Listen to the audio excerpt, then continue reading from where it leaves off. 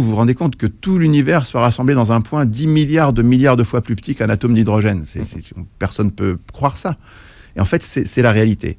Et donc, on l'a constaté dans les années 60 pour deux raisons. Parce qu'on a retrouvé ce rayonnement de fond cosmologique qu'on mesure chaque jour de mieux en mieux maintenant, et qui est vraiment la preuve.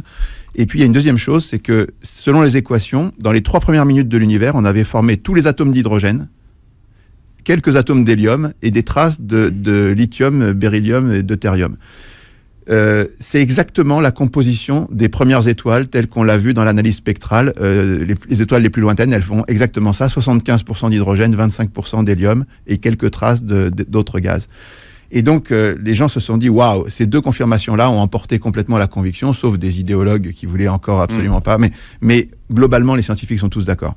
Sauf que les matérialistes ont dit, OK, on ne peut plus nier qu'il y a eu un Big Bang, mais ce qui a dû se passer, c'est que la force de gravité va faire que ça va redevenir un Big Crunch, et puis il doit y avoir des Big Bang, des Big Crunch comme ça, sans cesse, depuis toujours. Explique ce que le de manière, Big Crunch, explique-le. Le Big Crunch, c'est que après avoir eu une phase d'expansion, l'univers aurait une phase inverse, qui ferait que tout serait en train de se concentrer en un point, qui deviendrait une sorte de trou noir énorme, et que tout se terminerait là, pour peut-être rebondir en un nouveau Big Bang.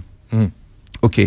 Eh bien ça, c'était à peu près la croyance de tout le monde. Il y avait une densité critique de l'univers au-dessus de laquelle l'expansion était ralentie et donc terminée en Big Crunch.